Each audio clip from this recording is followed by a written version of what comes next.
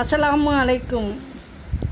1000 உறவுகளுக்கு மத்தியில் நீ தனிமையை உணர்கிறாய் என்றால் உனக்கு பிடித்த ஒருவருடைய அன்பை நீ தொலைத்துவிட்டாய் என்று அர்த்தம்.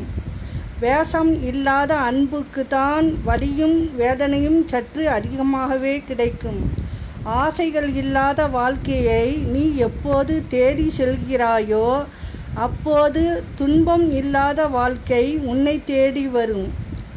உங்கள் மனதில் கோபத்தையும் வெறுப்பையும் வைத்துக்கொண்டு உங்கள் வாழ்க்கையை வாழாதீர்கள்.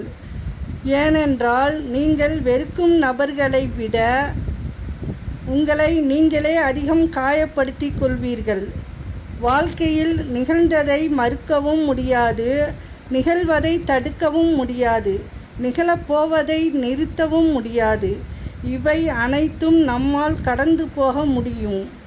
இந்த உலகில் யாரும் யாருக்காகவும் இல்லை என்ற உண்மை புரிந்துவிட்டால் வாழ்வில் பல வழிகள் இல்லாமல் போய்விடும். அஸ்ஸலாமு அலைக்கும்.